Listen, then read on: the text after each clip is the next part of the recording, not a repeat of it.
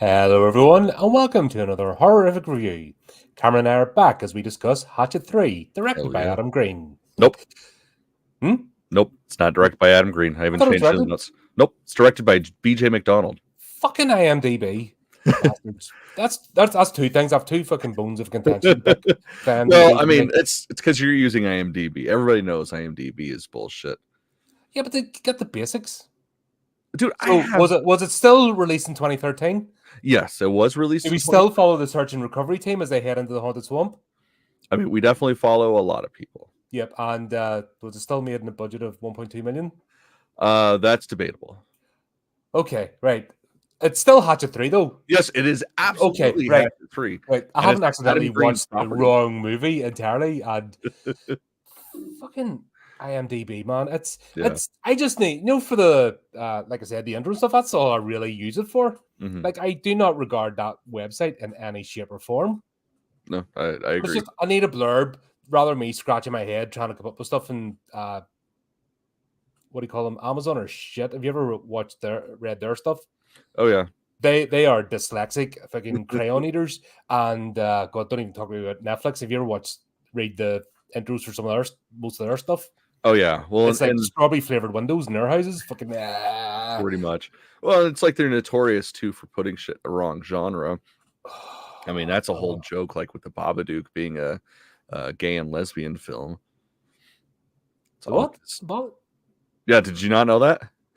It's a fucking kid and a mother. Well, that's the thing. So they're lesbians fucking dancing in the background. I didn't notice when I watched that movie. Well, so it was accidentally put into that category when it was put on Netflix. So it just kind of became a running meme. And there was actually one point in time when Shout Factory did a special LGBTQ release of it. So it's Babadook, but the slipcase is, it's the same as the original movie, but it's rainbow flag. It's pretty fucking funny. Oh, for fuck's sake. Do you know what? I have, like yourself, quite a few friends, and they fucking hang their heads at this shit. They just go, what the fuck? When did my sexual activity become a fucking meme, a fucking corporate meme at that, which isn't even funny? It's a fucking joke. Yeah. But, yeah, I just use it. Like, that's about as much. Just give me a wee blurb so it fits into the 250 characters, etc. Put it out. That's about as much regards as I give any of these websites. Yeah, they're understandable. Shit. But great example right here. Can't even get the fucking director right. And unfortunately, don't have the physical copy yet. That's in the cards for later. Well, it's coming, man. Fucking Arrow's supposed to be doing a complete collection, I think, later on this year. That'd be cool. I like Arrow. They do some good stuff. Oh yeah. I have to stay away from the Arrow site and the second site film site. Yeah, man. I would be broke. I mean, living off rainwater. Yeah, man. There's a lot of places like that are that way. Severin Films got me yesterday with their box set selling. It's like, God damn it, fuckers. Anyway, this is a fun movie. Oh yeah, no, this is a laugh riot. It is almost meme-tastic, this one. It's like they're just leaning into I think what they've done is they've taken all the shitty tropes that they've had the acting from horror movies over the years and went, let's make fun of this. Mm-hmm. They know half the daft shit that and I think it's due to the snobbery, as we've discussed, of the Hollywood machine. Oh, it's a horror movie. Let's not make any effort whatsoever. There is that sort of fucking attitude towards the movies when they're making them. Oh, let's give them a minimum budget and let's get the fucking somebody that just learned to write last week to create a script and the shittiest dialogue ever. And for some reason, we keep, we'll stay strong. We have the strongest faith, I think, of fandom. Oh yeah. Like, you have to have a pretty strong constitution to be a horror fan. And that's nothing to do with the guts and gore. It's to do with the fucking shitty, cringe dialogue and some of the acting choices and, all that stuff. Yeah, man. And this movie definitely covers the gambit. Like, I mean, from the generic, stereotypical cops to the fucking racist guy in the middle of the woods. Like, it's It's great, man. It covers all the bases. With it. In any other case, it would be super offensive, but in this, you just accept it because it's funny. Yeah, it's almost having a poke back at the establishment of Oh, this is what you boil people down to. So do you know what? We're just going to play with it and have some fun. Mm-hmm. And that's where I got the joke. Oh yeah. Well, and this movie sets up the tone of the movie very early in with that first death. Like, one of my first notes is just, I feel like oh God, where it is. I feel like they could have upped the blood in this. It's a little on the light side. Like, they just don't fuck around with how much blood was used in this movie. I think only thing else I've seen that's had more blood than this was like, I forget what the music video is, but like one of Cradle of Filth's music videos where they literally had people on set making blood as they went along because they were running out. What's up, Shay? From Cradle to Enslave? Yes. From Cradle to Enslave. I still have that behind the scenes DVD of it, like the making of. I wish bands still did shit like that, man. Nah, they have even I think they've just got older. Mm-hmm. I don't like their new keyboard, or I suppose their latest keyboard, because she plays that "I'm a girl," and it's like, fuck off. See, and I don't get baiting posts, just to bait people. You can just tell what it is. Yeah, and I don't get that shit too either. It's like people like that make it seem like such a big deal. And it's like they've had women like in a revolving lineup since their inception in the 90s. Like, this isn't something new. And especially to act like that in fucking metal. Like, metal is just like horror in the sense that we're a bunch of freaks that accept everybody as long as you're into this shit. It's tourists, so it's I've noticed that with we're starting to see it in horror now, because like we are getting bombarded. Morning, Chris.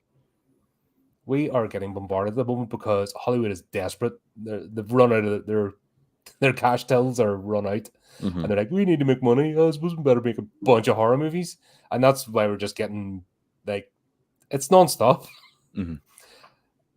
But they're doing the shitty Hollywood fucking thing of remake, rehash, reboot, and instead of giving the thousands upon thousands of writers and directors and filmmakers that are, just, right, we'll give you a bit of distribution, we'll give you a bit of more budget. They wouldn't have to do anything else. They'll have to stay in their same old trope. Yeah. Well, and it's hard, especially when you get franchises like this, because you'll get some shit remake that nobody wants that's just going to sort of disappear into the ether months after it comes out, and nobody's ever going to speak about it again.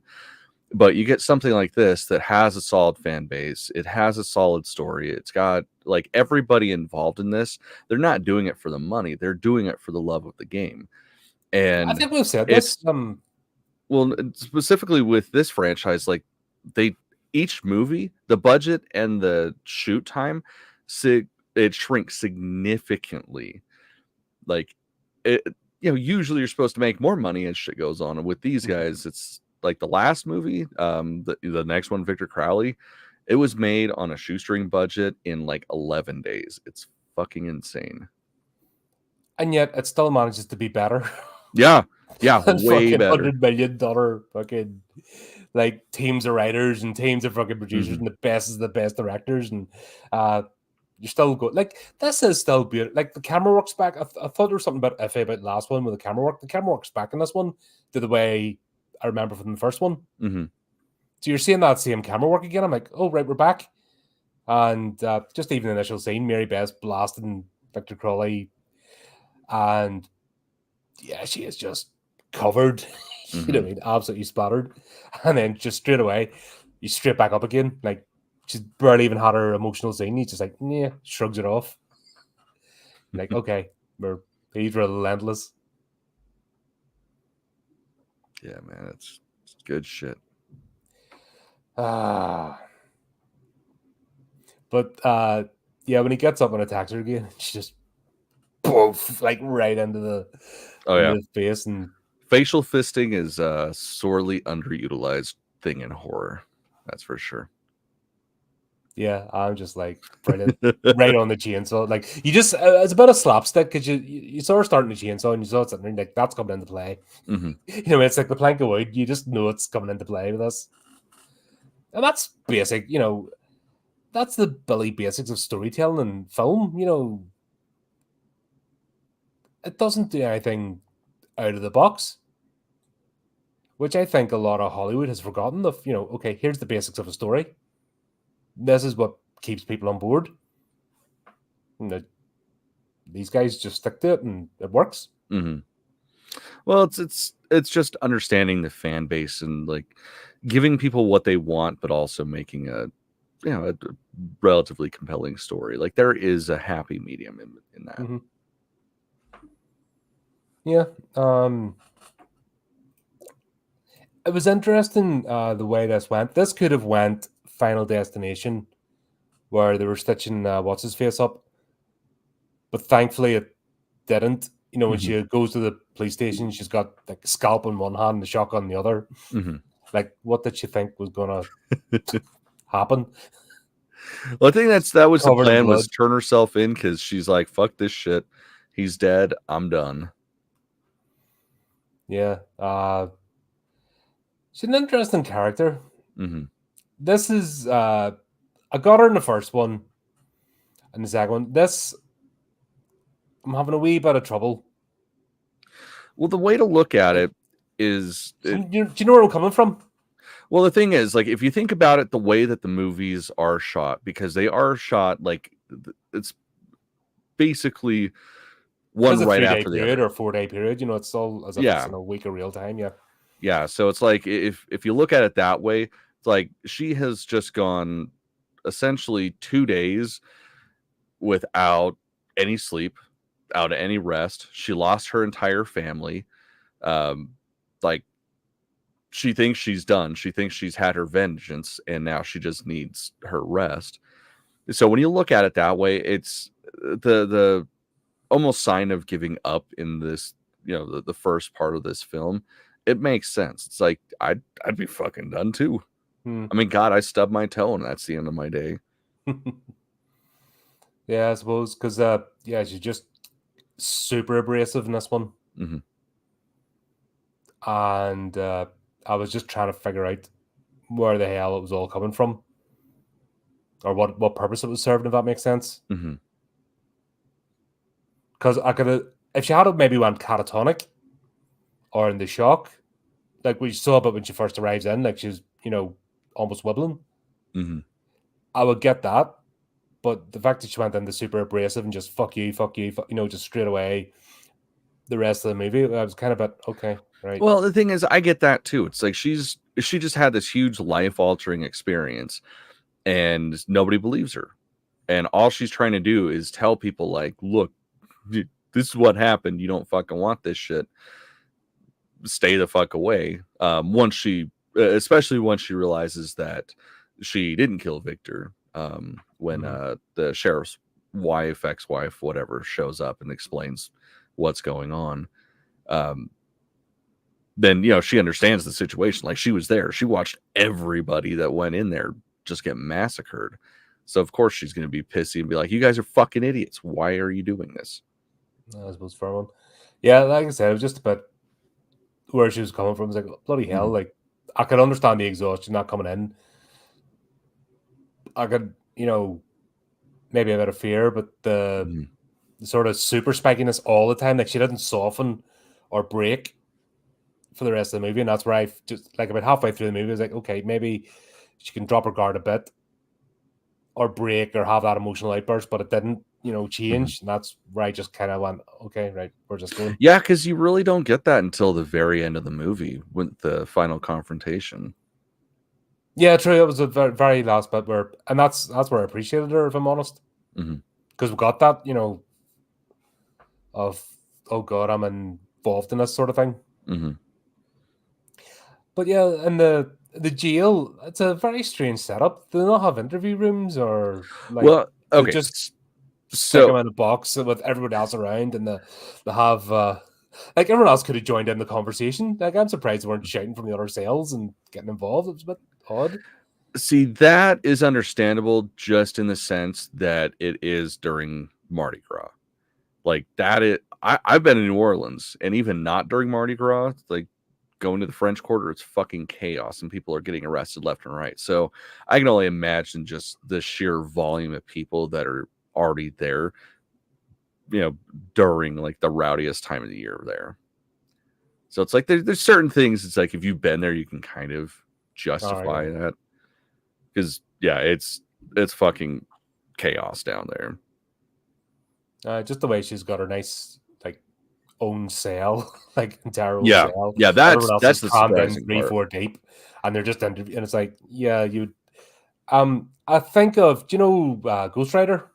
Mm-hmm. Like where Nick Cage gets dropped in the Johnny plays this character, you know what I mean? Gets dropped in the cell. It's all full of everybody after they try to talk to him. No, I was picturing something like that. And then they're getting brought out to an interview room. Just the fact that she had her own personal cell, like Hannibal Lecter, almost. And everyone, maybe that was it. If they had been a bit more afraid of her, I think. Yeah, I think that would have I made. think I might have played. This is where I'm confused, if that makes sense. Yeah. Their reaction, her reaction, and it doesn't it's not quite joining the dots in my head. Mm-hmm. And that's the only aspect of this I'm struggling with, because I love this movie. It's absolute blast. Oh yeah.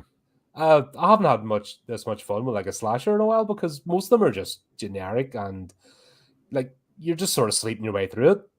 Mm-hmm. At least this, it gets the joke, and without being Wes Craven meta annoying. Right. That's Do you know the what I mean? thing with this. It manages not to cross that line, which I'm so Yeah. thankful for. Right. Yeah, that's a lovely thing with this franchise, is it's very self-aware without, like, it makes the joke without making the joke obvious. Mm-hmm. It's like, no, we get it too, type of thing. Yeah, and that's I think that's why you can understand why it's got a fan base and people fall in love with this franchise. Where if you don't get it, if you're from the outside going, "What? It's just a stupid slasher," it's like, no. If you're an aficionado, like, this isn't your first horror movie, if that makes sense. This is for horror fans who get it, who've watched 100 slashers and are bored with the same tropes and bored with, oh, here we go again, that sort of thing. Mm-hmm. Where this is like a bit of a nudge, nudge, wink, wink, but we're not going to telegraph it to you. Yeah.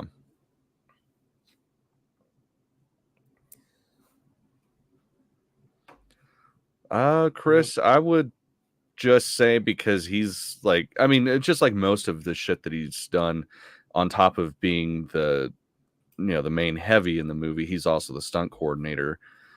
I would imagine that it's, aside from that, it's partially having to deal with the budget and the time constraints. That'd be my guess. Yeah, I've got the impression that they're not just turning up. Like, this is a group of friends. Yeah, no, that's what I'm seeing. What's being projected on the screen for me. There's a group of friends that want to make something, and we said this before. Each person that's been in this could easily be making twice as much money at a weekend convention than knocking their pan in for 11 days doing this. Oh yeah, well, and that's the thing. Like, so with the next film, the cinematographer is different because of that, and the funny thing is, it wasn't until after it came out and they had released the special features that you saw that Will Barrett was actually a part of Victor Crowley, but he wasn't a credited member because he had a real job at the time, but he would work a full-time job and then spend his nights working on Victor Crowley as much as possible, but not getting credit for it because of the love for it. Because that's the one thing about these films, is they are all, I mean, of course, everybody's getting paid the bare minimum. At least most everybody's getting paid the bare minimum, but they're not doing it for the cash. They're doing it just purely for the love of the game. Yeah, they're the money's basically to make a movie. It's a project of love, and you can see that. Yeah, definitely. But the sheriff in this, he is ultimately the daftest character. Wonderful. He is daft as a brush. Yeah. And he really hams it up. Yeah, man. It's funny too because Zach Galligan, who plays the sheriff, was sort of a cold call. Like he hadn't done really anything major in years. And when Adam Green was writing this, he was like, fuck it. Let's see if he'll come do it. So he just gave him an offer, didn't have any sort of interview or anything with him. And when he showed up, it was a lovely surprise that, oh, okay, well, he's still in shape. He still looks good. He hasn't been beaten down by the years. Oh, and he can still act. This is fantastic. How about it? Yeah. Yeah, no, I definitely could see anybody else. Yeah, randomly upset through the whole thing, and he hadn't even been out to the woods yet. Right. And it's like the thing is, I can understand sort of the backstory of the character. I mean, again, it's Mardi Gras. Like New Orleans is already just a crazy place to begin with, but you throw that kind of shit into the mix, and it's just exponentially fucking crazier. Well, there was a good scene actually in it when he comes in and he sits down and his deputies like, right, we've got this, it's only this, and it's the best year so far. And you see the calendar, Mardi Gras, it just blocked right out, Mardi Gras, and there is nothing else. There is no room for anything else. It's been our best year. It's only so many stabbings and whatever, and that, and you're like, okay, right, that was cool, but the fact that he's just getting so randomly worked up at strange points in the jail with Marybeth, you're like, where's this coming from?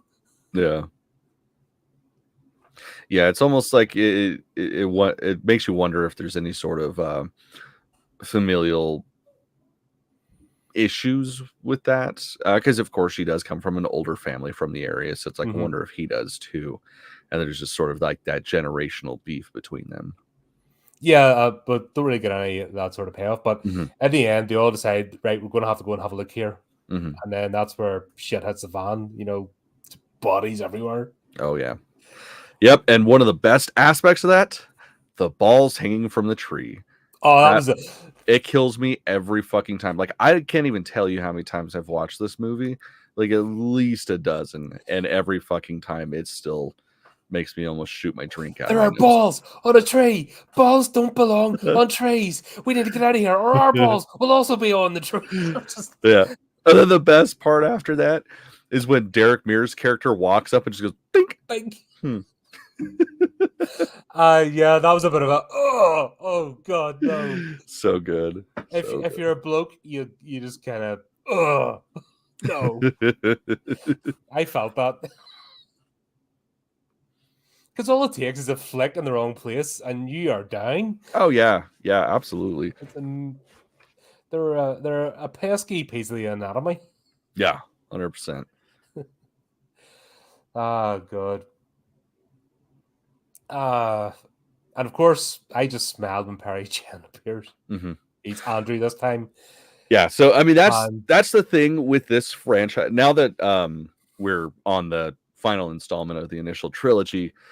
I can't remember if I've said it in the past, but he's the final girl. Like Adam Green has gone on record as saying that Andrew Young is the final girl. Well, technically Perry Shen is the final girl, but Andrew Young specifically, which there's a lovely tie-in in between this and Victor Crowley. So if you have a chance, check out I Survivor. It's fucking hilarious. Yeah. But it's sort of the bridge between Hatchet 3 and Victor Crowley. And it explains his character, why he's a part of it, without it being a very on the nose, like, oh, this is why he's this. Like it's the story of Andrew Young and how he came up in the world and how he survived all this shit and the ultimate backlash of surviving this. Yeah, it's a pretty quick read. So if you get a chance, you got a couple weeks, check it out. Go there's something else. I'm working my way through Jurassic Park at the moment because we're going to be covering it soon. Nice. And I'm like, and everyone's going, here, watch this movie. Here, watch this movie. Watch it. I'm like, for fuck, Jesus, it's only 24 hours a day. Give me a chance. Right. That's kind of where I'm at right now. I've got like 5 books I'm working on, and yeah, trying to also keep current on certain movies and TV shows. It's like, this is a full-time fucking job. So because you can't just switch it on or switch it on in the background and sort of you have to pay attention. If you're Oh going to yeah. review something, you gotta pay attention. Mm-hmm. So that's people think vegging out in front of the TV, that's what you do. No. You're having to actually look into the characters and what's going on, the interactions, and to be able to talk about it. Because if you don't, you just be sitting here going, Mm-hmm. Well, this one I'll say if it's great as an audiobook to just like kind of put on in the background. You'll catch everything. Like that's how I read it the first time because the audiobook came out before I was able to get the hardcover. And yeah, it's great to have on in the background when you're doing like chores and whatnot. So I'm gonna look up the runtime on that real quick for you. Yeah. Then we'll have the appearance of Amanda. I liked her character. Mm-hmm. I think she was my favorite character in this. Yeah, she's a point of view character to give us a bit of insight into the lore. Yeah, that's the great thing. She's almost like if this wasn't such a like well-written movie and all that stuff, like she would ultimately be like a narrator in any other film. But yeah, so if you do decide to check out the audiobook, it's 5 hours and 20 minutes, and I'll also second what Chris says at reading it at 1.5 speed. That's pretty much how I do everything. So it's like 3 hours. So I mean, fuck, you spend a day cleaning the house, put that in. By the time you're done, book's over, good read. But yeah, I absolutely loved Amanda's character in this, and especially like you said in your notes, the whole her being able to explain what a revenant is, what they call in this repeater, like it's in the 2 minutes that she's talking about it, she explains that so much better than Friday the 13th ever did in all the movies. I honestly think Kane Hodder is used as frustrations from Friday the 13th, because that's obviously what he's best known for. I think he's taken his frustration from that franchise and went, I want to fix this. And I think he's talked to Adam Green and that, this is a group. This is not just one person going out making it. This is a group of horror fans that have been in the horror genre that are like, what annoys us or what the fans talk to us about at these conventions? What is it bugs people about these movies, the mainstream ones? Let's fix it. Oh, yeah. Well, I mean, that's why he had the dual parts of both Victor Crowley and Thomas Crowley. Was, a lot of people did end up lumping him into the whole just killer in a mask type thing and wouldn't show his actual acting chops. Because I'm trying to remember before this. I'd like to see more Crowley. I'd like to see more flashbacks with him, just to see Kane Hodder acting. Because he plays that sort of everyman character. The working Joe sort of, and he does it really well. Oh yeah. Well, I mean, fuck, that's him. Like, if you ever get a chance to read his biography or watch the documentary based on the biography, like, he's never lost that mentality of like, this might be my last job, so I need to put everything into it.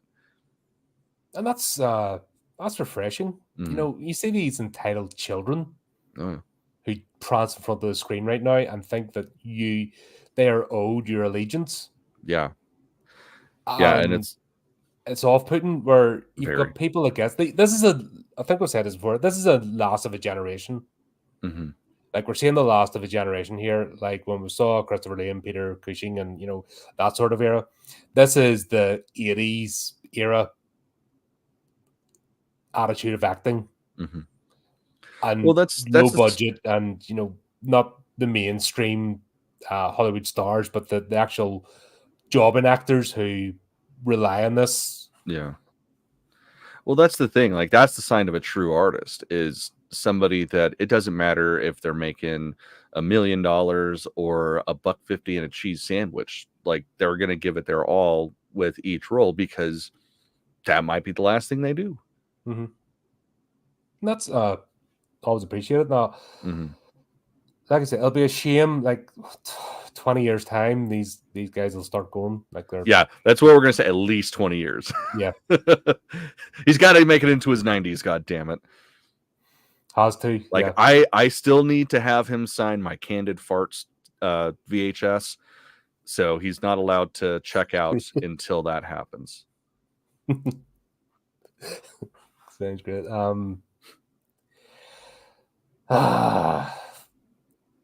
Also, Amanda, she like you see that she's an absolute nuisance, and the deputy. I liked his character too. He was cool. Yeah. And he's just trying to avoid eye contact. He's trapping the door and everything. He's just like, oh no. And the only reason that she's tolerated is because she's the sheriff's ex. Mm-hmm. But even with Marybeth, she explains Marybeth's entire character in like 30 seconds. Mm-hmm. Like her whole family history. Because up until that point, like I said, I'm struggling with her character in this one. And then Amanda sits down with her and just bitch slaps her. Yeah. Verbally. Just puts her right in her place. And all of a sudden the snark is good. I'm like, yes, that's what someone like her needs. No, because her just defensive mechanism be snark. And then someone like Amanda goes, yes, you're poor white trash. What happens to poor white trash? You get executed, blah, blah. You're nothing. Yeah. What, you know what I mean? We know you can give it the attitude because your dad, and gives her whole family history to her. And that's where you said the sort of the old families that have known each other for generations. Mm-hmm. Like not the tourist New Orleans, but the real New Orleans, if that makes sense. You're seeing the background. And she just does it so well. And like I said, about 30 seconds worth of dialogue. Yeah, man. Like I said, in any other movie, she would ultimately end up being the narrator, which it doesn't usually work. I mean, there's definitely movies where narration works, but for the most part, it's a very tried and tired trope. Yeah, but she builds on the character, and that's where I think, yeah, these guys get it. Mm-hmm. They've all had the conversation, right? Okay, what's this thing that bugs us? Let's have a bit of fun with it, but let's fix the fundamentals that annoy people about horror movies, right? And then have a poke at the tropes.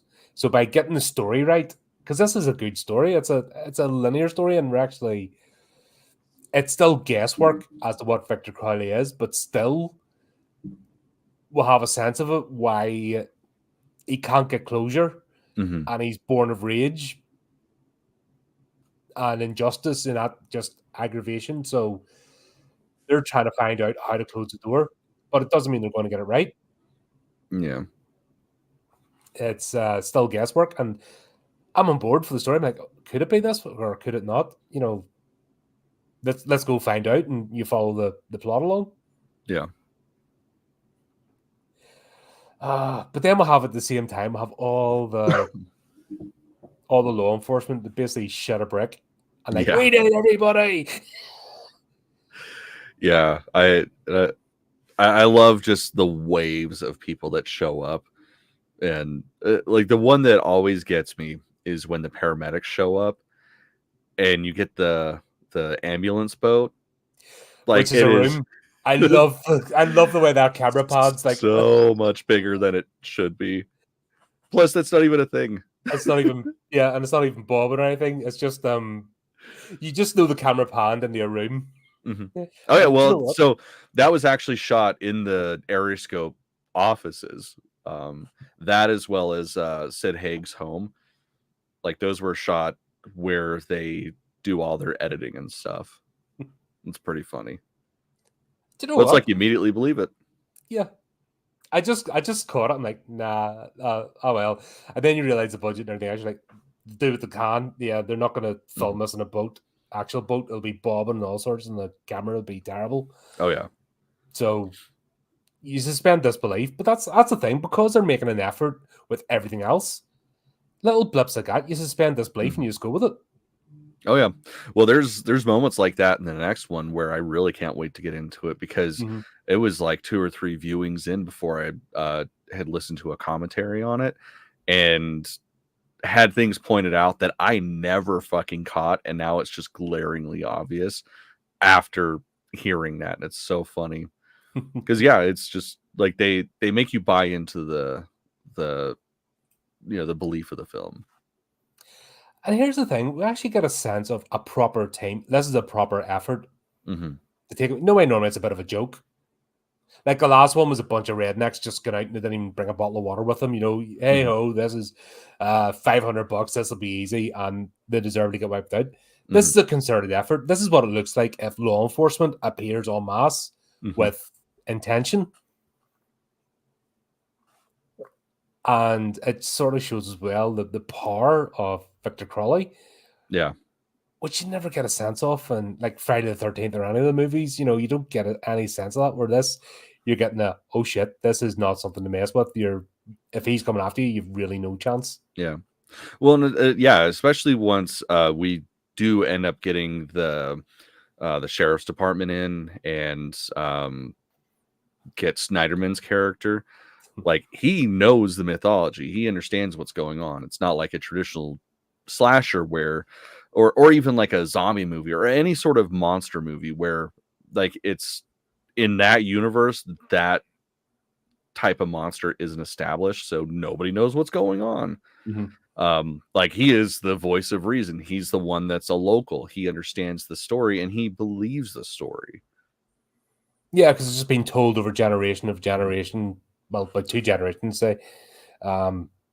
It's enough in the zeitgeist, and because the community is so connected, it's not like a big city. It's not like Candyman, where it's a big city and it's an urban legend. Yeah. And tied in that, you know, it's actually, they knew the family, they knew the Crowley family, they knew the kids that did it. You know, it's that sort of thing. And then there's that guilt, which I think spiraled Marybeth's father into the decay that he was because of the guilt of what happened.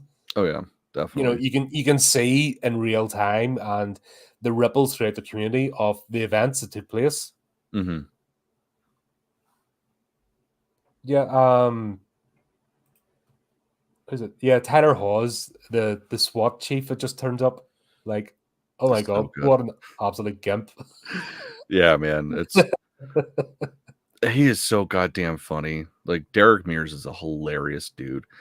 And I feel like this is like one of the first, if not like one of the only roles of his where we actually get to see that. Because I mean, he's mostly known as being like the big heavy, or, you know, he was Jason at one point. And I mean, outside of films and shit, like, he's in a comedy improv troupe. Like, the dude is fucking hilarious. And he just owns this character, and you're just straight away going, yeah, I'm looking forward to this guy's death. It's going to be good. You just know straight away. It's that slapstick. You know, he's got the plank of wood. He's turning around. You know it's coming. It's like, yeah, his death's going to be glorious. Oh yeah, definitely doesn't disappoint. Yep. And then of course we'll have the raccoon / opossum. I think you couldn't tell obviously, but yeah, it was a raccoon. Russell, was it a raccoon? Yeah, I wasn't too sure. Well, I had to go back and look. Is that an opossum? Because my first guess was raccoon, and I thought maybe it's an opossum. But, you know, because of the model, the way they did it, it was hard to shred the bits. Well, it's I'm pretty sure it's a raccoon, just because that's a callback to the first movie. So I'm pretty sure, like 90% sure that was a raccoon. But the critter gag, anyway, you know, I've seen it in Predator, I've seen 100 movies of, yeah. What's that in the bushes? Brrr, everything just turns and now it's... Yeah. Well, the best part too is once they finally stop, you get the tree in the background that drops. It's like, the one tree. Where the fuck were they shooting? It's like, that bush is right in front of you. How did you miss? Well, it gets better because we'll have God, I forgot to take the character's name down that turns up with a bag. Snyderman, yeah. Oh god. Yeah, and he's just all the toys. Well, and funny little bit of trivia with him, like his character, like, so that's Dee Snider's kid. That's Cody Blue Snyder. And people would always, you know, say his dad's name wrong. It'd be like Dean Snyderman, so that's why they ended up naming the character that. And the whole reason why he was in it was he was actually Adam's screen assistant for quite a bit of time, so he threw him in a role because why not? The kid's fucking hilarious. Yeah, he just, once again, there's people just own it. It's like a role-playing group. It's like, okay, yeah, here's your role. I'm going to own this. I want to play it to the max. It really is that sort of aspect, but it's being done well. It's not being done badly. It's like, okay, I'm gonna ham this character up to 11. This is the tropes we're playing with. Fair enough. You've got the sparkly-eyed girl who just joined a month ago, transferred into the area. Oh, this is all lovely and nice. What's wrong? She plays her character up to the 11. Everyone's like taking when their scene comes up, they tank it up, and then the next character, and you kind of get this sort of bobbing between the characters playing their tropes to the maximum. And this could have been over the top. It could have been over the top and overstimulating, but for some reason, it's not. It's balanced. Yeah. Which, once again, this is the sort of movie you'd not expect it to be. This is the sort of movie you'd expect it to just be overwhelmed, over the top. You're like, oh god, no, and you're right. Or even just phoned in because it's the third in a franchise. But yeah, it's just I don't get that impression at all. No, that's what I'm saying. Like that's what you would imagine it would be, but it's not even slightly. Like nothing is phoned in about this at all. Yeah. And it's just past the level of believability that it gets funny without being, I guess. Yeah, they're in on the joke. They know that, oh yeah, everyone's, this is, you all laugh at this, but in a horror movie, don't you? That's, but they're still being professional about it. That's interesting you say that, because I don't feel like I've watched the third sequel. I feel like I'm watching the third act. That's exactly how it's supposed to be played out. Yeah. I just feel like I'm watching the continuation of a story. I don't feel like, oh god, they've shot out another sequel. Yeah. This isn't Victor Crowley in space. Yeah, that's for damn sure. I would love to see that. We're carrying on the adventure, but like I said, even like the actress that plays Marybeth in this, she just fits in now. The only reason I noticed last time that they changed it was just because I was so invested in the first one. Normally, I would have just glossed over that. I would have had to be maybe pointed out. Some of the actors are so interchangeable. Yeah, that you can't. But this is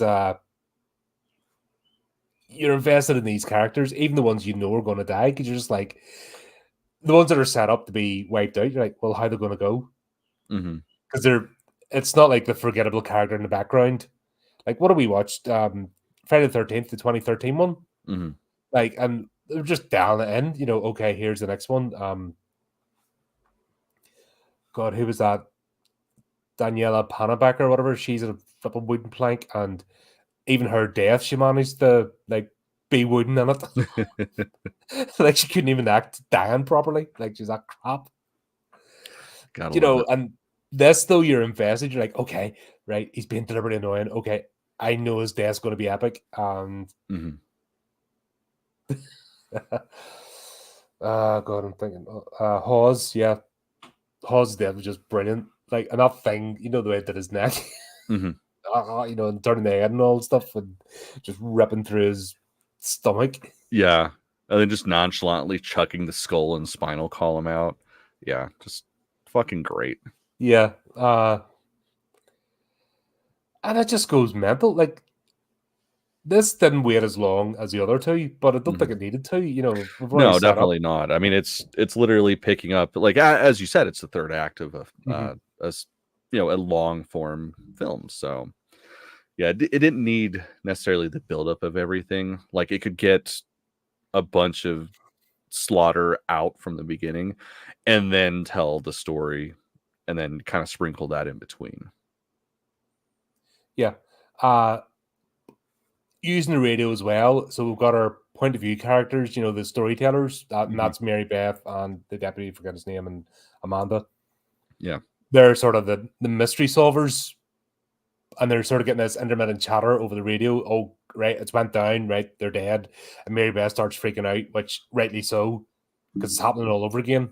Yeah, because she was trying to tell him, don't fucking do it. I guess after she realized that he was a repeater. And yeah, so they start trying to figure out what's going on. And then we get the second crime of IMDb. The utter bastards that they are. Like, how can you not credit Sid Haig? Yeah, I don't get it either. How can you not credit? You know what I mean? R.I.P. He's credited in the credits, I believe. I think he had a cameo credit. Yeah, you think I'd remember because I watched it again last night, but I don't. Like, Yeah, and his hell. performance is so uncomfortable that it's believable and hilarious at the same time. And this is my issue. And Dale and I have talked about this. These fucking idiots that come into horror now and they're trying to sanitize it. Mm-hmm. The Be Kind group that are the nastiest bastards on the planet. Right. Oh, we can't have this word. Like, on what fucking planet has it ever been said in a horror movie that racism's fine or you should celebrate racists? Mm-hmm. On what fucking planet has that ever happened? It's a trope. Yeah. It's used to demonstrate the fucking ugliness of the character. Well, and just the ugliness of society, too. Yeah.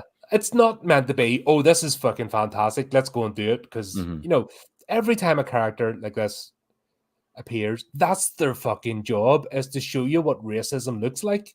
Right. Yeah, it'd be like people bitching about the Green Room. And like, oh, well, the Nazis weren't likable. It's like, yeah, because they're fucking Nazis. That's fine. We can hate bad people. But this fucking Be Kind group, they're fucking shiny good guy badges. They're so fucking twisted with their own guilt of whatever, just existence, because they know they're fucking low rent, useless human beings. And that's what it all boils down to. They're fucking window lickers. And they project all that shit. And then us, who have always fucking got on and tried our best, we're always going to be prejudiced again. We're fucking human beings at the end of the day. We're fucking tribal monkeys that beat each other over the head with rocks. We're always going to be that. Yeah, 100%. Those of us that can embrace that get on better in life. But these fucking morons who, oh, we can't have this word, we can't have that. Oh, we could never. This has to be cancelled because it said it. I'm surprised they didn't go mental over this. Maybe because of the time. This was a completely different time. Yeah, this is 2013. Like, this was back when, you know, you could still say bad words. Like, you were a bad person and people didn't like you, but nobody's like, well, you can't say that. We're the fucking PC state mandated politeness. Mm-hmm. But it's funny that the same people, the Be Kind people, are always the most nastiest, fucking violent. Like, they're the ones that always fucking act out. Mm-hmm. But it's the misguided prejudice. It's like, oh, well, you can't say this, you can't do this. Like, I've had those kinds of people tell me that I can't call myself an Indian. It's like, well, that's racist. It's Native American. It's like, bitch, who the fuck are you to tell me who the fuck I am? I was born an Indian. I'll die an Indian. Go fuck yourself. Yeah, that shit drives me insane. Yeah, but that's the sort of fucking stupidity of them. Mm-hmm. And is this why IMDb didn't credit Sid Haig because of the character he plays? Which who the fuck knows? And it's so stupid too, because it's a great role. Like, it is. Like, yes, it's slightly over the top, and yes, it's meant to be. It's that's the whole fucking racist. Point. Is the ridiculousness of fucking racist. That's the point of the overtop character. That's the thing. It's believable. Like, all of us have met somebody like that. I mean, if you haven't, that's someone great. like that when I was over your neck of the woods. I fucking near punched the head off him. Yeah. The guy was fucking nigger this, nigger that, nigger the other thing. I'm like, mate, if you fucking say that one more time, I'm gonna put your fucking head through that wall. I'm not racist. Honestly, I was like there with him, fucking ready to. Like, you fucking say it one more time, mate. You fucking say it because he meant it. He fucking genuinely meant it, and I was ready to fucking spark him out in the middle of the fucking shop floor. Yeah, man, I've had to pull knives on people before over that shit. I'm like, fuck you. Say prairie nigger one more time. I'm going to cut your fucking dick off, piece of shit. But the fucking Be Kind crowd are like, they've never left their little fucking middle class bubble of their little protected fucking cotton wool wrapped. They've never actually encountered one of these fucking arseholes. And they're, you know what I mean? We're the ones that will end up getting into a fight and fucking getting in trouble. Actually engage in a fucking racist. But, the hurdy words. It's like, nah, it's all about context. And that's what fucking pisses me off. That's been lost. And this film does more to fucking promote equality than any fucking flag-waving cunt out there. Right. Oh, it just boils my piss. Like, I really hate these people because they don't fucking mean what they say. It's just a power play. Oh yeah, The yeah. police were and fucking go into their little unrealistic world of, shite. They don't give a fuck. Mm-hmm. They actually don't care because they just see people. They don't see people as people. They see okay, there's that little fucking pity party in a box that fucking ticked. Mm-hmm. And that's it. And the same as the ones that are, oh, here's such and such in horror month, and here's this in horror month. Oh, what? The people need your fucking pity party? Fuck off. It fucking boils my piss to no end. Yeah. But I'm the alt-right Nazi. Yeah, of course. That's what I say to you fuckers, honestly. I might have been building up for that. No, when I watched that scene last night, I just fucking brought it all out. I'm just like, this is exactly what the outrage mob, this is what you need to see. Mm-hmm. You need to see a racist in action. You need to see the fucking mental fucking capacity of someone like that. Mm-hmm. To see someone who's a fucking bit of a suntan as lesser, or somebody who, because races, and I hate the fact there's only one race, a race is a racist. If somebody looks different than you, they're lesser, that's fucking retarded as fuck. Mm-hmm. Now, are people lesser? Yes, there's fucking dickheads out there, but having immutable characteristics doesn't fucking protect you from being a dick. Yeah. But it also doesn't mean you don't have an opportunity to fucking do the best you can in life. It's really that simple. But these fucking arseholes have twisted it so out of shape that they've created hatred. Oh yeah, yeah. No, they not only that, but they've almost in a sense redirected it. It's like it used to be that we hated certain people because they were bad people. Now it's like we hate them because they hate everybody. It's a really weird dynamic. But yeah, it's funny to couple Sid Haig's character with the blatant racism that Andrew Young's character is getting. It's like both of those aspects, like we would probably not get in movies nowadays because the entire was that not a joke though? Was the thing with Andrew Young not a joke? No, it wasn't a joke. Like everybody was fucking doing it to him. I mean, it's a joke for us. I was talking about the bit in the boat where the Perry Chan's previous character, the Bill goes, he looks a bit like you. Oh, well, there's that, and I was talking more so like the because that kind of sets something up again with Victor Crowley, I Survivor. I was talking more so like nobody lets him drive. They all keep the keys away from him because he's Asian.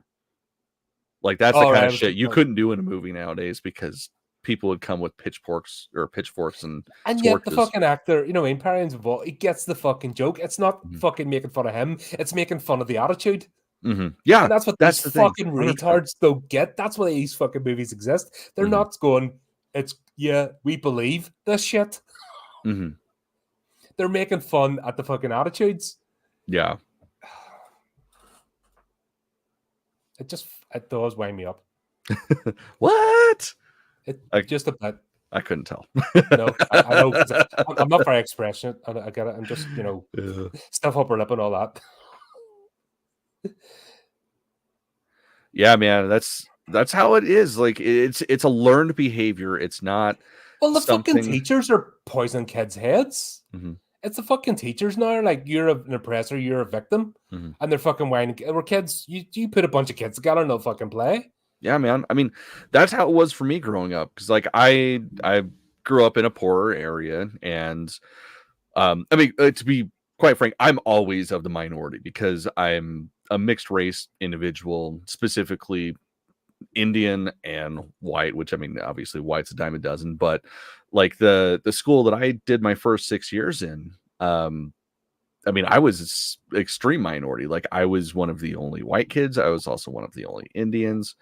Like it was mostly, black, Hispanic, shit like that. So it's like, that was never a thing. It's like, I never realized how white the state was until I got out of my elementary school and went to junior high. And then that's when, racism started becoming a thing. And it's like, what the fuck? You guys are all idiots. Like, why?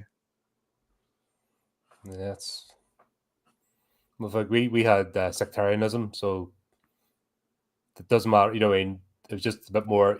That's why I can always twig on. Seeing people are trying to suss you out with certain questions, like what side of the political fence you're on. I grew up with that shit Mm-hmm. because that was people deciding whether or not they were going to shoot you. Yeah. No, where are you from? Whereabouts? What about say this?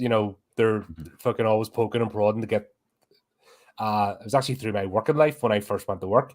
I really saw this, and you kind of get wise to it. That's why I'm hyper fucking pissed off about it because, yeah, technically we're all white, but no, sorry, you go to Europe in the British Isles, it doesn't mean anything. Because I'm an Ulster man, that means I'm not English, not Scottish, not Irish, not Welsh. I'm not French, and you put me and an Englishman and a fucking Welshman and a Scotsman and fucking French or Spanish, we're all different. Mm-hmm. You know what I mean? And there's no we're all the same. It is not like that at all. Yeah. And it's human nature. We'll always subdivide into tribes. Oh yeah. Yeah. I mean, that's our fucking lizard brain at work. And do you know what? That's fine. You can have your culture. You can have that as long as you don't say you're lesser. It's when that comes into play. And movies like this fucking bring this. They always brought it right to your face. They didn't preach to you. They just showed you, okay, here's a racist. Bunk. Yeah, that is it. Making fun of somebody because of trope. Here's another racist. Here's a sexist. Bunk. And they just put them in there and let them play their role. Yeah, it's just showing you how ridiculous that sort of character is without being preachy about it. Like that's the thing. Like I've said it once, I'll say it a million more times, but that's like subtext. The idea of subtext is lost on this current generation. Like nobody understands how to tell a story with subtext anymore. It all has to be out in the open so that everybody's like, oh yes, you're a good person. It's so fucking annoying. It's fucking virtue signaling. That's the most poisonous, toxic trait ever. Because the people that need the virtue signal are not virtuous. Yeah, absolutely. They're the worst. If somebody's beware the male feminist, beware the anti-racist, beware the fucking anyone that's waving a flag. Fucking, you're dealing with a scummy human being. Anyone that puts flags, pronouns, whatever, you're dealing with a scummy human being because they are projecting their own shitty character and they're trying to mask something. Anyone else just fucking gets on with life, and that's it. And I have talked to people all over. Chris, be careful what you're saying there. There's some people in this chat that may be big fans of Sharknado, so just saying. Oh, fight. I fucking love Sharknado. It's so stupid. Fucking stupid is the word. Oh my god. North 3 of these bastards to do. I still haven't made it past the first one, but at some point. Okay, right. We have such shites to show you. Fucking. I know. I'm missing out. Oh god. It's just finding the time to watch them. Yeah. It's like that's not the kind of thing I can just have in the background. Like I feel like I need to focus on that shit. Really absorb the story. Oh, it's bad.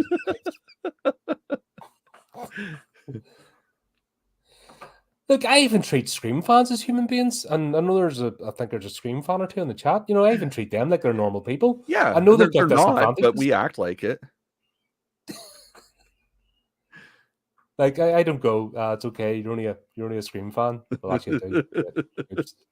I'm that character. I'm not a racist. I got friends that are Scream fans.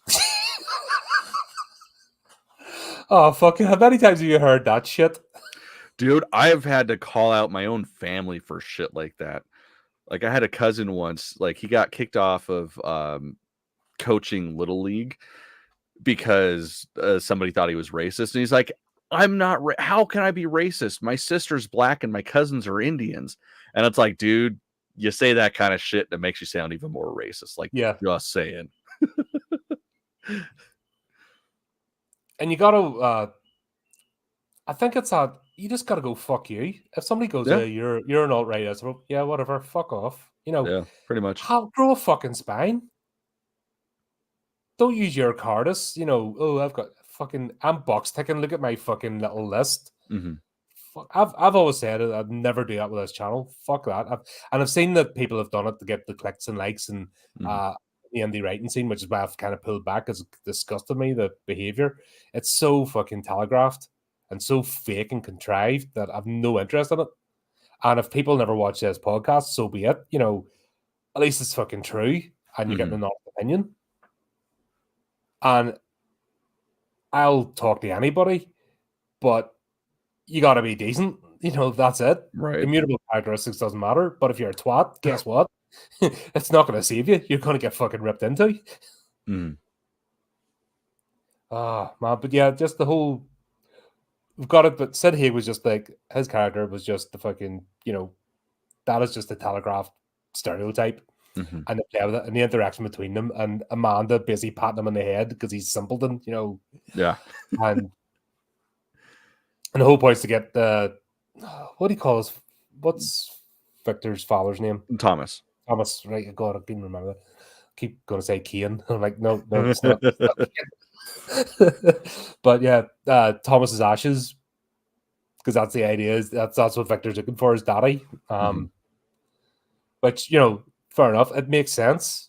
We're getting some sort of logical conclusion. We don't know if it's going to work or not, but or at least trying it. And meanwhile, the carnage is just ensuing on the other side. So we're getting these sort of cutscenes of solving the mystery while people are just getting annihilated. Oh yeah. The only scene you actually felt the tension in this, because the rest of it's been slapstick horror, but see the bit in the boat with Andrew and the SWAT agent, when just as the sander comes back into play. Dude, as somebody that works with metal, like, I fucking wish I had a sander that powerful. Like, I love that shit. Yeah, it's just decimating that metal. Yeah, that's not happening. We know it. No. But it's funny how it's just a ridiculousness of it that, oh, right, okay. And they're making the trope about the killer's weapon. So, Jason's machete, Freddy's claws, Michael's knife, you know, they're just taking that and making a joke out of it with Sander. Yeah. Well, especially in the beginning of the movie, it's like as soon as the ambulance boat shows up, they have them set out right at the lip of the fucking boat, like the right next to each other. It's like, yeah, obviously those are going to come into play later. Yeah, and you get the joke, but what's funny is they managed to actually take this into a really tense scene. Oh yeah, and your gears switch with the cinematography. Your gears go from he's cutting through the boat with a sander. Yeah, that's ridiculous. To right, it's quiet and tense, and you're. Well, I think a good amount of what builds that tension and takes it from being funny to being like, oh shit, like butthole puckering is Perry Shen's performance. Like that just pure look of despair when he is like almost in tears begging her not to go for the gun. And then just helpless to do anything when she gets captured by him. Yeah, because what can he do? There's an entire, like, we've already had thousands of rounds at this point. We've had a fucking rocket launcher go off. And, you know, I mean, Bull Alpha guns, you name it, shotguns, like, everything's been thrown at this guy. So what the hell is he going to do sitting on a boat? Absolutely nothing. Yeah. Oh, forgot to mention the wire work. Like, they brought in some wire work for this. That was brilliant. Oh, yeah. Yeah, all of it was fucking great and hilarious. Just the fact they're picking people up. You could just... Well, and then chucking them, like, just treating everybody like a rag doll is so funny. But it still manages to be a horror movie. Like, this could have been an action flick. But because of the gore, because of the, you know, the way they've done it, it's the pace of an action movie with still the effects, like the old school effects of horror. Yeah, man. And Dolly's Garage, like, they just Robert Pendergraft and his people, they're just amazing. Like, I actually have some of his work. I've got a hatchet hanging on my wall. Like, it's up close. It is just absolutely stunning. Yeah, that's it's those little pieces, the art, you know, that's what it's all these layers that build to make a good experience watching a movie. Yeah. Yeah. Doherty, that was her name, wasn't it? Yeah. The girl, the one that was just shipped in. Oh yeah. That was her. Just you knew what was going to happen, but we were still like I was being quiet. I've been laughing, just going, and you know what's coming, but you're still like invested in them. Like that's performance. Well, that's about where I stopped taking notes because that's when I just like was just watching the movie. Mm-hmm. It's like that scene, that tension, it holds until the last scene, and yeah, it's like you can't do anything but just like be completely enveloped in the movie. Yeah, it was and I love that. I miss that about movies today. Mm-hmm. I just miss the fact that people want to tell you a good story. Yeah. And they're not just, oh, here's your fucking burger and your fries, oh, we'll change the box, by the way. Fucking shove it down your neck, peasant. And if you don't, you're a bigot. Right. That's the thing that gets me. It's just it's so lazy to just be like, oh, you didn't like it? Well, this is how you're racist or you're sexist or this or that. And it's like, no. I'm glad people can have their own opinions. Yeah. I'm glad people are starting to get wise to that bullshit now and reject it. Yeah. Because it worked at the start, and now it's like, do you know what? Fuck off. If that's all you got to say, piss off. Right. Fucking asshole. You're showing your character more than me showing mine. And most people do it hide behind an avatar as well. So fuck you double. Fucking guts. Yeah, especially. It's like, say some shit to somebody's face. Saying shit over the internet, you just look like an asshole. I love the headbutt scene. Oh god, it's so great. It's like you know what's gonna happen, but when it does, it's like watching like the videos of kids getting hurt or falling. Like you know what's gonna happen as soon as it starts, but when it does happen, you still get that, oh my god, it actually happened, and you start laughing. Yeah, that shit is so fucking great. And you actually heard the thunk. Oh yeah. Yeah, and she sells that hit too. Like she drops hard. That's so great. Ah, dear. Yeah, and then that ending, man, where she finally just, we think she's gonna die because she's stuck on the fucking tree, and she still has it in her to take the ashes and just smash it on Victor Crowley's face, and the realization that he's done is just like, it's so crazy how he's able to articulate so much emotion in that facial appliance, because that is some thick fucking silicone, but it's like you believe everything. Oh, the thing that we're missing too, like prior, like just right. Yeah, sorry, I'm reading through you. I'm just scanning through because for once nobody ever puts notes when I share them out, and you've done it for once and you didn't warn me. Oh yeah, I'm used to just having it. Yeah, okay, nobody's interested. I usually end up sending it to my email under the impression that I'm going to add it later. And this time I'm like, wait, why don't I just put it in the fucking document right now and miss a step? So yeah, there's a whole slew of shit, but I've already covered pretty much everything. Yeah, I'm just minus the the best line being no offense, but fuck you, and then the whole Mortal Kombat thing with the shed before it blows up. Fucking love that. Actually, he did a great face expression there as well with the shed, because that was his house, and he was annoyed. Oh yeah, that was the thing too, and especially like seeing him in the shadows, you can still kind of see the emotion on his face before he backs up and then comes out and scares them. It's great. Like, and that's something you get in the progression of these movies, is each one you're realizing more and more that Kane isn't so much Victor isn't just, a repeater, as they call it, a revenant, as others call it, but he's actually starting to almost get a sense of enjoyment in the murder aspect itself. It's like he's toying with them and having more and more fun each time he comes back. And this was a great example of that. Well, if you think about it, he's a classic picked on kid. Oh yeah, 100%. He's he's been poked at and prodded at. He's been hidden away because of the way he looks, even before the firework incident. Yeah. And then he's a classic example of someone that's been picked on who gets a bit of power and it goes straight to their head. Oh yeah. So even though it's a supernatural part, and funny enough, the fucking dickheads we're talking about, that would be Ben and bleating about this sort of movie. They're the type that were picked on, and probably because of their personality. Let's be honest. Because they're probably the person you talk to for about 5 seconds. You're like, get the fuck away from me. Right. So they're probably just being shunned and picked on. So they get a bit of power and they're like, you will notice me. You can see that aspect playing out in Victor Crowley. He's like, I have power. I like this. I have been picked on. So you want to pick on me? Well, I'm going to pick on you. Sort of, you can just see the cogs turning. The spear scene, yeah, that was brilliant. Yeah, we could spend an hour just going over each of the kills. You could break down each of the kills list, and each one is a masterpiece.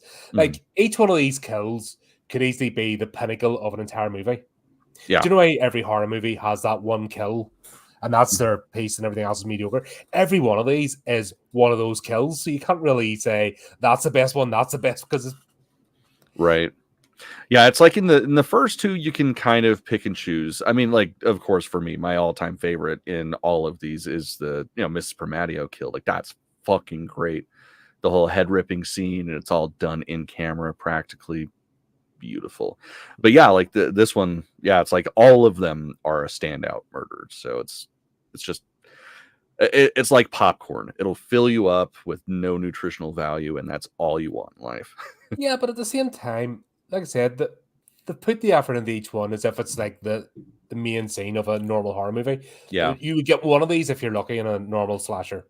And you're just getting these belt fed, so it's a bit much to sort of take in. But add the storyline. There's actually a storyline on top of this. Like this film's too much. It has no right to be this good. Right.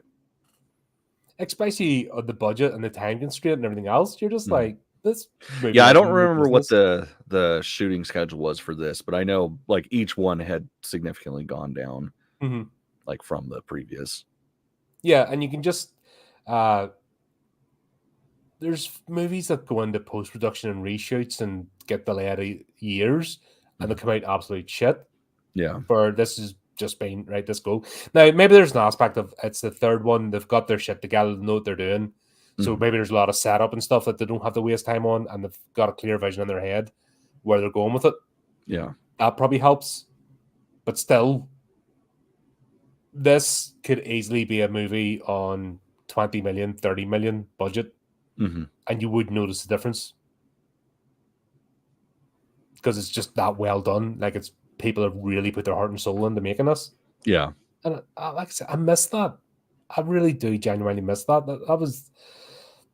We're coming up that period of time where it's fallen off a cliff. 2013. This is where the shift really is starting to happen. And this is almost last of an era. I mean, this is the last of the sort of 90s thought process, movie making. Yeah. Sort of being played out in the mid 2000s. And yeah, I hope we'll get back to it. I do. Yeah, I hope people swag on, and hopefully the mega corporations will eat themselves, and there'll be. I think it needs decentralized. I think we need smaller studios, just smaller budget stuff, and just more of them and more competition. Well, it's like all we need is, instead of the big tentpole movies where they're spending hundreds of millions of dollars, like, you take that budget, you split it into quarters, or divide it into 6 different films. Take that budget, make a mid-level independent film with that budget, and you're gonna get shit like that's part of the reason why Godzilla Minus One was such an important movie, other than the fact that it's a fucking amazing Godzilla movie and amazing movie in general.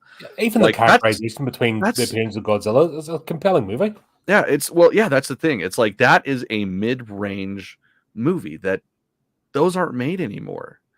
And that went up against so many other movies that came out and did so much better than all of them, because it was like the perfect mix of a solid budget, a solid time schedule, and a solid theme. And not a whole shit ton of studio interference. And that's how shit should be made. The problem is the director wants to go Hollywood now. So, yeah, he's been bought and sold. He's gone down the Taika Waititi route. I don't know, man. The thing is, here's the thing. Like, people like that should be allowed into the system, because No, the you only shouldn't way want to to go into the change system. the system, the only way to change the system is from the inside. So you get people like that, if they can hold to their laurels and like really, really hold to them, that's how we get change from the I studios. would argue against that, because I have seen like massive corporations and civil service departments. Oh, we need young blood. We need, and they just fall into line. Mhm. They come in there and they just fall into line, Well, and they become part of the problem. when they fall into line, We like, need alternatives. we need the rabble rousers. We need the people that get in there and stick just barely to the rules, enough to not lose their job, but they fight back enough that they start to slowly but surely chip away at the machine and make it into something else. Like, that's what we desperately need in Hollywood. Well, I want Hollywood to die. Well, I mean, yeah, but So I don't want Hollywood to be saved. Understand? I want Hollywood to crumble. see, the only I problem want with that Toho is then we Studios. lose everything. We lose No, all of this shit. No, we don't. Yeah, we do, because that's where People the will money pay comes it. from. Like, even the independent filmmakers and shit, that money comes from somewhere in order to make stuff, and it's a trickle down thing. Now, do they get the budgets that they rightfully should? Absolutely not. But the people that invest in the lower budget movies, they're the same people that invest in bigger ones to make their actual returns and shit. So, like, yes, the idea of the Hollywood system completely crumbling is great, but the problem with that, it's not just the executives that we lose. We also lose the distribution. We lose the film Just studio. fuck Like, the we lose distribution everything anyway. that makes it so that we can Distribution. actually access movies. Right. Distribution is fucked. Yeah, distribution is fucked, but it's still one of those things. Like, there still has to be somebody to put stuff Yeah, out so we can see how it. about somebody? Otherwise, it's just like watching shit on Amazon. It's a crapshoot. You don't know if you're going to actually even come across anything. It's going to hurt. It's going to take time, but the money needs to go away from Hollywood. Just stop making stuff fair. Let them fucking just run adrift. Smart investors will fund the projects. You know what I mean? People with money want to make money, so they'll fund the projects. It'll just take a bit of time and a bit of fucking bravery, just to go, no, Hollywood doesn't fucking own movie making. And that's what I genuinely believe needs to happen. Just show an alternative. Toho Studios is an alternative to Hollywood. There's South Korea is a fucking alternative to Hollywood. Look at the stuff they have put out. Well, I'm not going to argue that. Like, and I mean, there's plenty of people can spend their money. There's a reason why even in America, comic book stores are now 90% manga and 10% fucking American comics.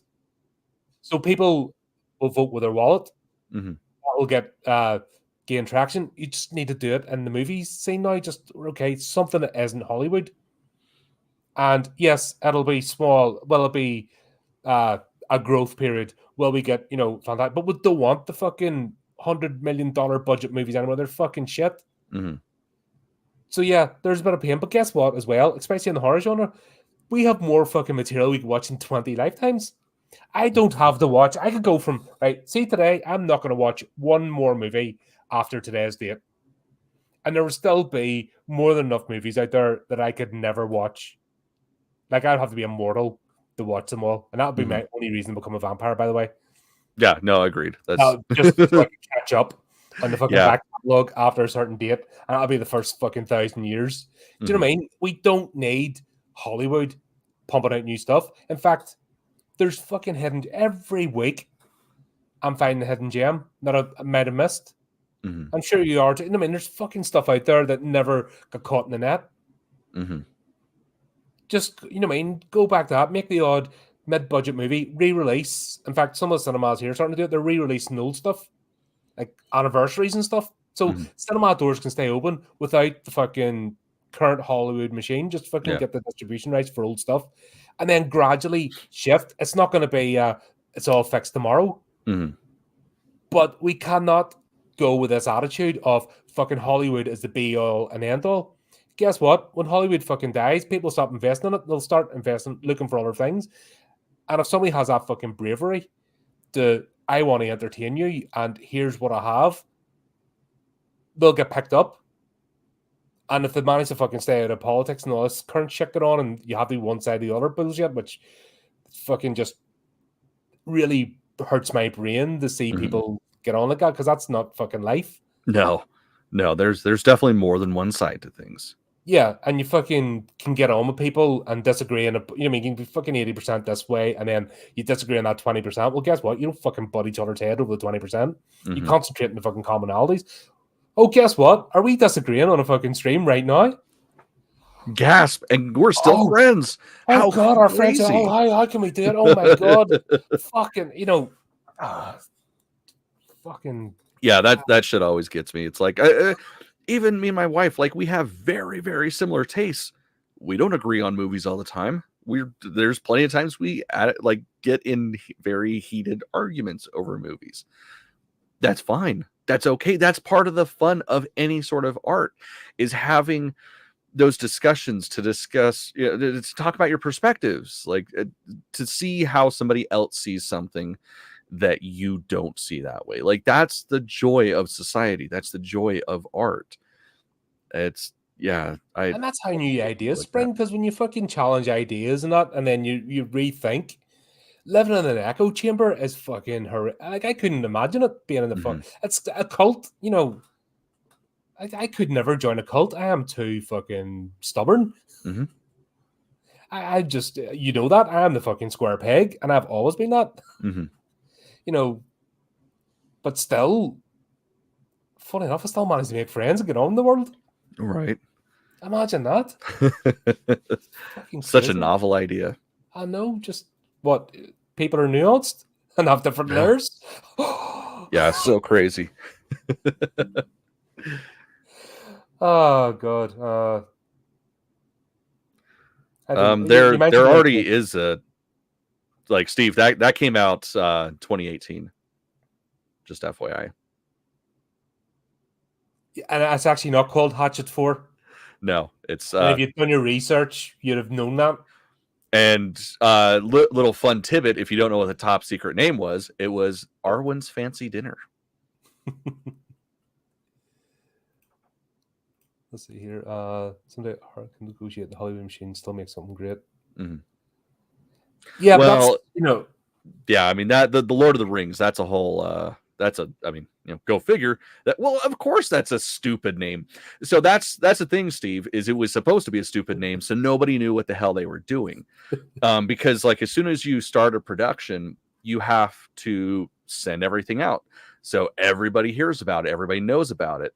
So if you call a follow-up to a franchise that's beloved, if you call it something stupid like Arwen's Fancy Dinner, nobody's going to give a flying fuck, especially knowing who Adam Green is and who Arwen is. Like, that's his Yorkie. Nobody wants to watch it. Well, okay. Let me put an asterisk right there. Nobody wants to watch a movie about a dog having a fancy dinner. That being said, I would watch that movie because it's a dog and that's fucking funny to me. But yeah, like, listening to a lot of the behind the scenes shit about people like reaching out, like, oh yeah, you know, I was made, this is the role of the lifetime. I desperately need to be in Arwen's Fancy Dinner. Like, it's just fucking hilarious how people will, you know, just jump at anything and blow smoke up your ass to try to get a job. But yeah, no, Steve, we're gonna be talking about that here in a couple of weeks. So yeah, in fact, in a month. That's why we did the extra stream, because we don't have enough time. Yeah, there's so much to watch. It's like, come on, need to get back on this again. But yeah, that's the end scene with Marybeth and Victor Crowley. This is like the emotional scene. Like, this is where she finally breaks, and the realization of, no, it was her family caused this drama, and she's trying to make amends. But like you said, Victor's just too far gone now. He actually enjoys what he is. And yeah, it goes exactly the way you thought it would. Well, it's crazy too, because it's the first time we actually see him on camera talk. Just that one word, just daddy. But not with like the ambient echo and all that stuff, like the fancy shit. Like, it's just literally him kind of, you know, reacting to the moment. And you can't really see, Steve, but these aren't plain. They're tortoise shell, but yeah, not as fancy. He's just, because this is a serious topic we're on about, so, Mhm. we'll have to. Yeah. Or my serious shirt, my serious hat, my serious glasses. Yeah. Yeah, Amanda's death. God, that was a shame and funny at the same time. Mm-hmm. She represents that hand-wringing, good guy badge polishing, fucking, Mm-hmm. I was trying to help you. Yeah, even to the end, she thinks that her research is going to save her, and it's like, nah, he is just death incarnate. You're fucked. Like it said from the very beginning, like the very first film, if you hear his call, you're already dead. Yeah, and do you know what? Actually, if you think about it, you have been picked on your entire life because you're disfigured, and you don't have the happiest family environment because we know how you came about. Mm-hmm. And then you die, and instead of going to whatever, you're given a chance. Okay, here's your domain, Mm-hmm. and you have permission to absolutely rend anybody who enters under your domain to pieces, Mm-hmm. and nobody can stop you. Fucking sign me up. Yeah. Do you know what I mean? That would be like, all this is mine. I've got a house. I don't need to eat, so I can just fucking ponder and pet the gators, and because that's what I imagine. Yeah, man. I mean, it sounds pretty magical to me. Yeah. Oh, and by the way, if another person comes in, I can just rip them up to pieces. Mm-hmm. Yeah, because you notice he doesn't fuck all of a sudden with the any of afterlife gets a lot better than your actual life. Right. So yeah, you notice he doesn't fuck with any of the animals because, like, when we get the Will Barrett cameo, the one random paramedic that dies by a alligator, that's actually the cinematographer. But yeah, like we think, oh fuck, Victor's gonna get him, and then he turns, looks, sees a gator, and then the gator gets him, and Victor just kind of stands there and watches it. It's like, that's awesome. He doesn't fuck with the animals. Yeah, he's basically the Swamp's version of Snow White. Yeah. You can just picture him, all the little birds landing on his thing as he's singing right, round the well, and dressed. Then a person appears.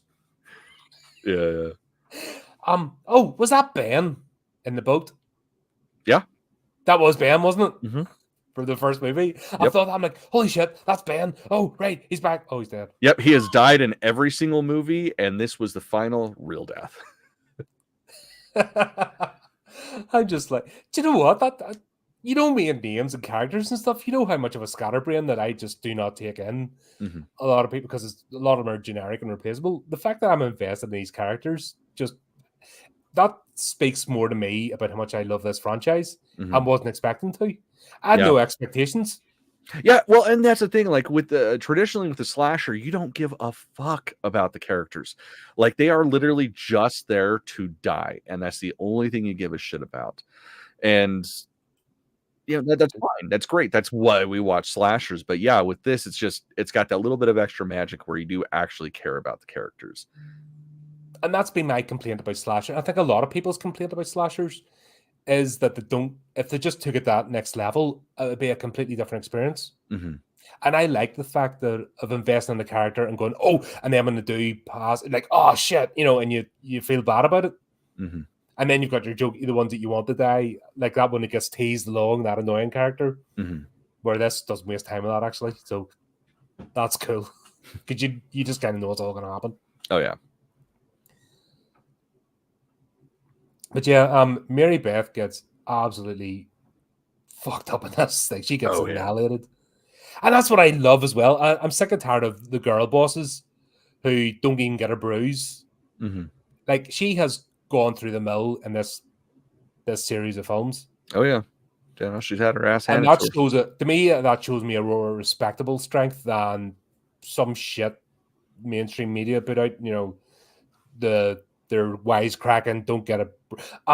Halloween Ends, like Laurie Strode may as well have been the T-100 or 800, and Michael Myers may as well have been the T-1000. Why they were bashing each other through the kitchen. Yeah. That was terrible. Not a bruise on them, and you're just like. Although, with all that being said, again, Andrew Young is the final girl. So if you go with the trope of the final girl, he walks out completely unscathed. The only blood on him is everybody else's. I missed him in, I forget now, in the second one. I thought he got killed in the second one. Not Andrew Young. So that's the thing. Like, yes, Harry Shen dies in every movie. Yeah. Except this one. This is where the character of Andrew Young is introduced. But yeah, it's basically it's a joke about him being the final girl, but not a joke. And it pays off a lot more in Victor Crowley. Right now, looking for that, but yeah, did Marybeth undo the spell with the grenade launcher? So she throws the ashes over Victor, and he starts to melt, which is hinting that the spell, the curse has been lifted. That's what needed to happen. Mm-hmm. Yeah, I mean, that's definitely what did it. I think she was just waiting for the rest of it to disintegrate, and it didn't happen. So that's when she used because she was losing consciousness because of the blood loss. Which, once again, we're actually seeing characterization of her fighting against blood loss and losing consciousness. Of I can only hold this thing, and instead of standing up straight, brushing it off, you actually see it being played out. Oh yeah, what do that today? Fucking yeah, none. I can't think. Yeah, I was like, I can't think of a single recent film that would end like that. Yeah, even One the Heel is Atomic Blonde. Yeah, you see her getting the shit kicked out of her, but 2 seconds later, she's brushed it all off and she's fine. Mm-hmm. You know what I mean? Where we've seen Marybeth get absolutely messed up in this, and this is she's actually fighting against consciousness, and that's some of the best acting I've seen. Noelle, just that pure, just that simple of, yeah, I've got a tree stump through me, I'm bleeding to death here, I'm fought, and if I miss this chance, I'm finished. Yeah, and the very end, just fuck it, pop, go to black. Yeah, that was the proper way to end it.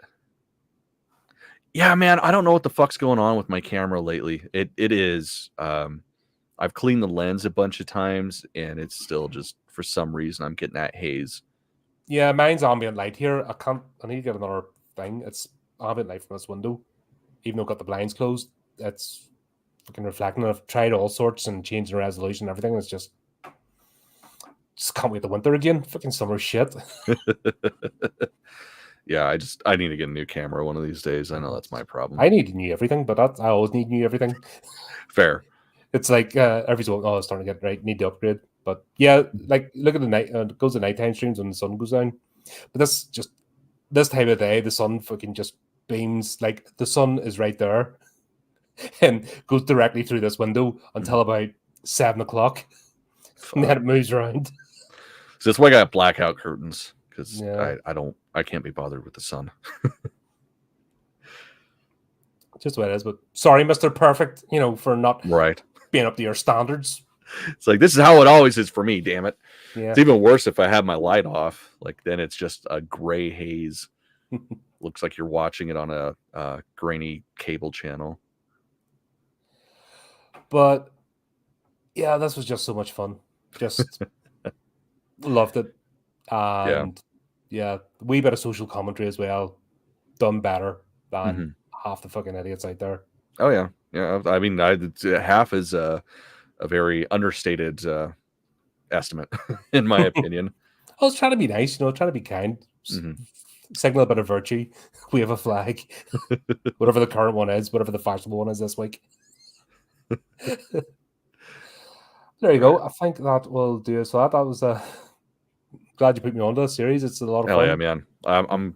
It sucks that it took so long to get to it, but I'm so glad you finally got to appreciate it, because this is, like, you got to figure, this is a point in time when most of us were getting burnt out because everything was a fucking remake or an American version of a Japanese thing, and like it was great to see that.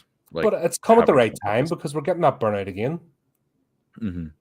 Like, there's that burnout happening right now, and it's just so refreshing to know that films like this can happen, and it's not budget. They keep complaining about budget, but no, if you have the creative mentality and you have the right team, it's not about the money. It's the will to do it.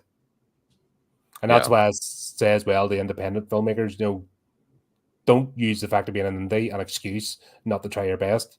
And get the basics of storytelling and characters right. Everything else will fall into place. Hopefully. That's not a money thing. That's a talent thing.